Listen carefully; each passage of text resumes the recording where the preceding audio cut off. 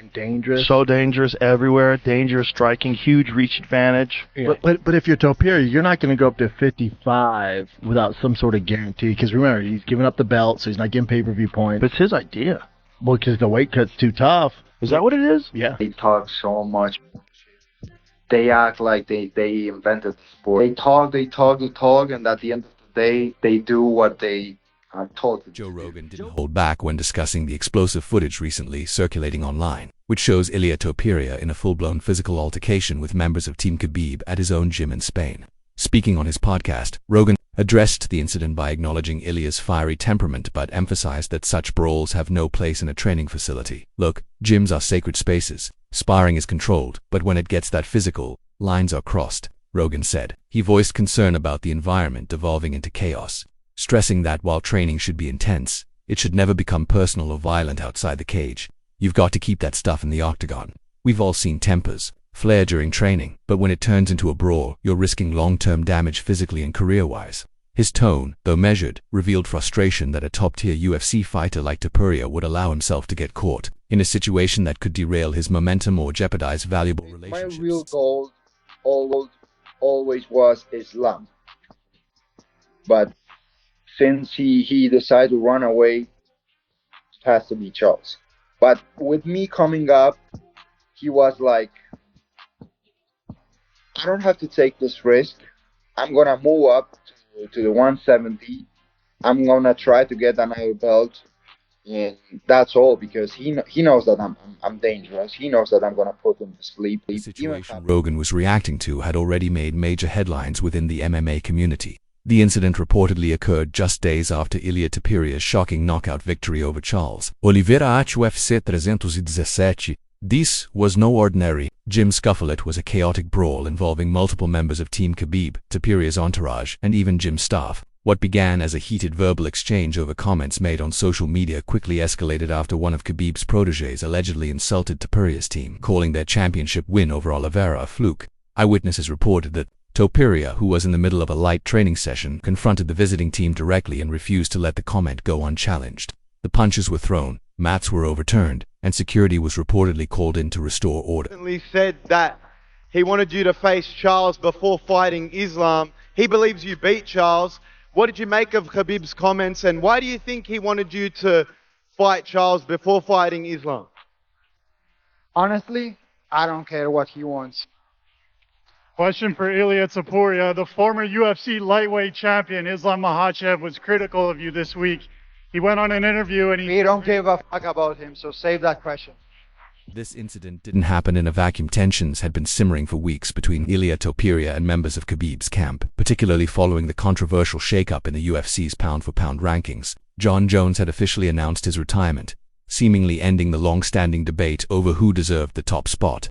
For a brief period, Islam Makhachev held the undisputed #1 position. However, everything shifted after UFC 300, where Ilia Topuria delivered a thunderous first-round knockout against Charles Oliveira. It was a clean, dominant finish over one of the most dangerous lightweights in UFC history. With that victory, Topuria not only secured the lightweight title, but also surged to the top of the pound-for-pound I would rankings. ask him, like, what's your favorite submission? Whatever, I don't know. Dark show. I'm gonna submit you with that.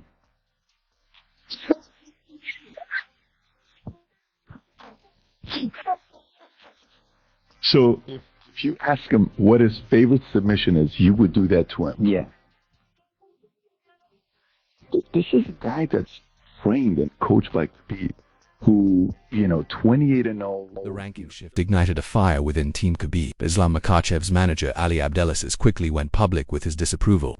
While he acknowledged Topuria's immense talent, praising him as one of the best fighters the sport has seen in years, he firmly maintained that Makhachev remained the true pound-for-pound king. Not taking anything away from Ilia, he's one of the best talents we've seen in a long time, but I believe Islam's 15-fight winning streak in the UFC, along with finishing 9 of his last 10 opponents, makes him the #1 pound-for-pound fighter, Abdelaziz stated. He emphasized that while Topuria's recent success is impressive, it doesn't yet compare to the long-standing dominance of Makhachev.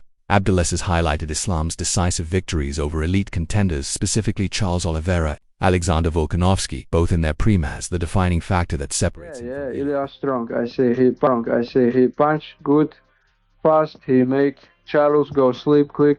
But brother, let's be honest, Charles got no chin. You sneeze on him, he go night-night. My little nephew, 1 year old, he throw toy. If it land on Charles' chin, maybe Charles in coma.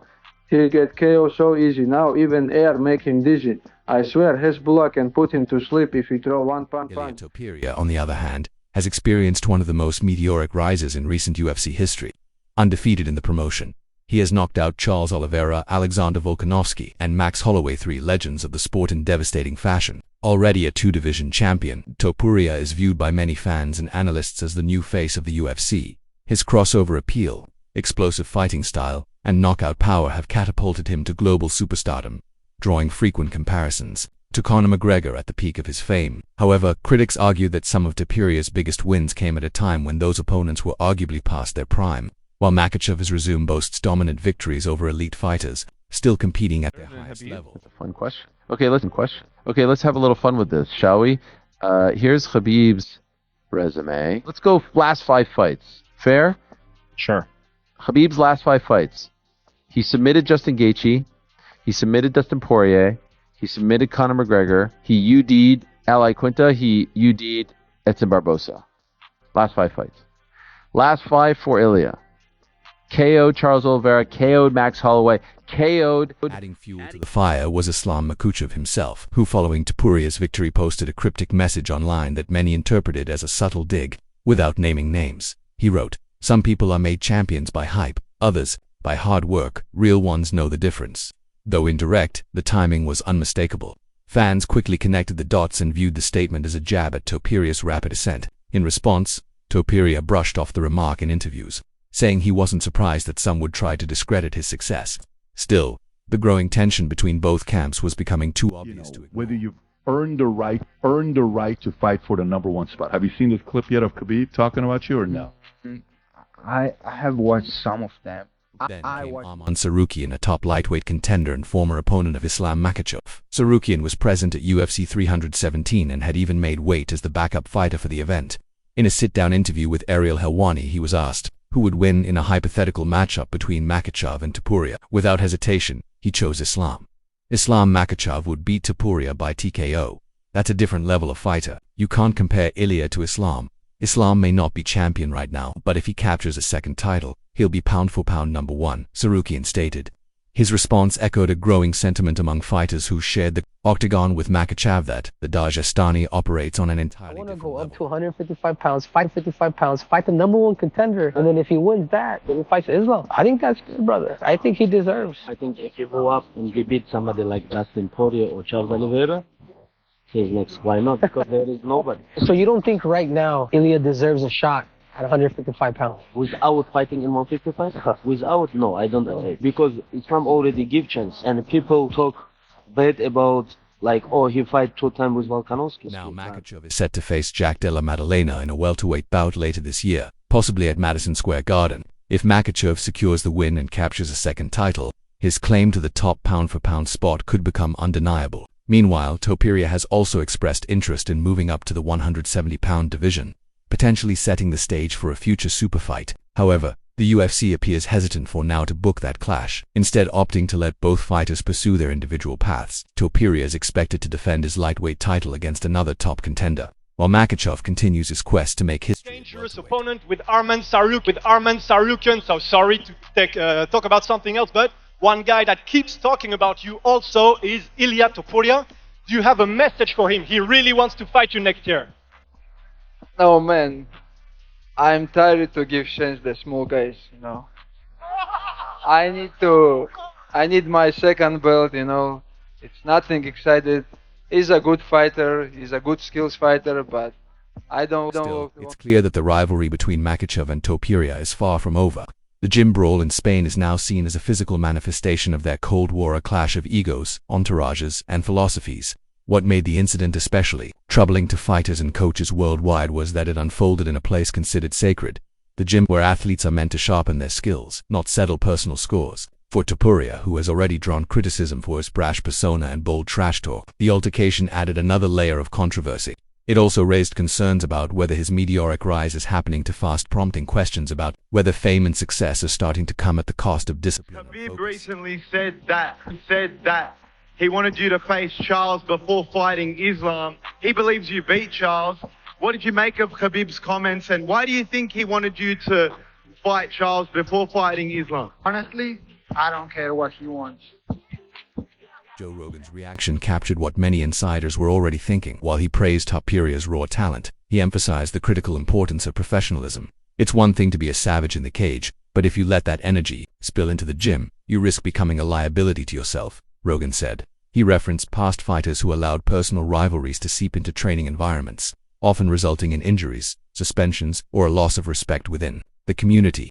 In his words, a fighter's prime is short. You don't want to waste it doing dumb stuff like fighting in your own gym. Everybody that he's fought. What happens when you go up against a dude that's knocking people out, not TKOing people, knocking people out cold like Ilia Topuria. Ilia Topuria goes high-low. He can go to the body. He can go up top. We saw him one time at 155 pounds where he did get hurt, but the matador in him, he came back. At the same time, Rogan seemed to understand why tensions had boiled over. The debate surrounding the pound-for-pound rankings isn't just about statistics, it's about legacy, pride, and identity. For someone like Ilia Topuria, who climbed to the top by knocking out champions and defying expectations, the notion that he's still not fully recognized can feel like a slap in the face. Conversely, for Team Khabib and Islam Makhachev, the idea that years of dominance are suddenly being overshadowed by a rising star can feel equally disrespectful. The emotions are real, and in the hyper-competitive world of MMA, they're often... Topuria has said a lot about you. He's been very respectful now this week. Like he said, he doesn't think you ducked him, and he respects you for chasing your goals at welterweight. Who do you think is going to win on Saturday at UFC 317 between Ilia and Charles Oliveira? It's good question. It depends, man. Who can follow his MMA and who can follow his game plan, you know? If Charles... Still, what happened in Spain could have lasting consequences. The UFC has yet to release an official statement regarding the incident, but insiders report that the organization is monitoring the situation closely. While no suspensions or fines have been issued, the promotion is expected to step in if similar behavior occurs again. As for the fighters involved, it remains to be seen whether this brawl was a one-time flare-up or the beginning of a deeper feud that could bleed into future matchups. For now, the pound-for-pound debate rages unfueled by emotion, statistics, and the volatile personalities of two dominant champions. Topuria and Makhachev appear to be on a collision course, whether the UFC is ready for it or not. And while they may be on separate paths for the moment, moments like this brawl only make their eventual showdown feel more That's why we all love to watch him. But, you know, if he comes aggressive like that, there's going to be opportunities for Ilia. And Ilia can bang, you know what I mean? If you're going to come forward like that, yeah, you might land yourself. That's always going to be something as well, right? Like, Charles could definitely catch him, but, yeah, you can be hittable if you come aggressively like that, especially with someone like Ilia who's going to back himself and try and put one on you as you're coming in. Ilia Topuria is riding a tidal wave of dominance, and the momentum shows no signs of slowing down. After conquering the featherweight division and defeating elite names like Max Holloway and Alexander Volkanovski, he made his lightweight debut against one of the most dangerous fighters in the division, Charles Oliveira. The result was shocking, though not to those who had followed Topuria's meteoric rise. In just under 3 minutes, he dropped Oliveira with a clean right hand and ended the fight before the Brazilian could even adjust. It wasn't just a win, it was a statement. Now, with the lightweight belt around his waist, Topuria has set his sights on Islam Makhachev, and the war of words between the two champions has grown increasingly For a guy that's 5'7", I'm 5'7", unpredictable. The sequences of going high-low is very tricky. If Charles does close that gap, get into that clinch, you're right into the wheelhouse of Ilia's body attacks. The person that really needs to make that adjustment in that fight, it is Charles Oliveira. Could Charles Oliveira bring it to the clinch, use those clinches, or can he surprise him with double leg takedowns? He has to get this fight to the ground, because if he doesn't get this fight to the ground, it is going to be maybe an early night for him. For a brief moment, fans believed a super fight between Islam Makhachev and Ilia Topuria was inevitable.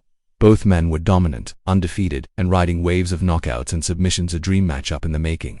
But instead of remaining at lightweight to defend his title against the new champion, Makhachev made the surprising decision to move up to welterweight in pursuit of a second belt. To Topuria, this wasn't a strategic career move, it was fear disguised as ambition. Speaking to TMZ Sports shortly after his win over Oliveira, Topuria claimed Makhachev left the lightweight division to avoid facing him. He ran away. It knows I'm dangerous. He knows I'm going to put him to sleep. Even Khabib knows, Topuria said. making it clear that he believed both Islam and Khabib Nurmagomedov had no faith in Makhachev surviving. Они хотели Топурию чемпионом 70 килограмм сделать, да, не потому, что Ислам хочет наверх поднять, а потому, что они хотят его чемпионом там видеть.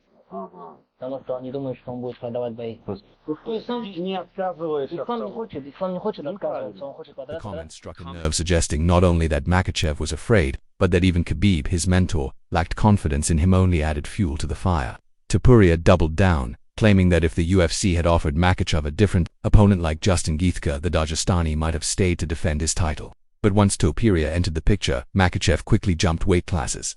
To Topuria, the timing was no coincidence. And for a fighter as brash and confident as Ilia, anything short of a head-on collision felt like ducking.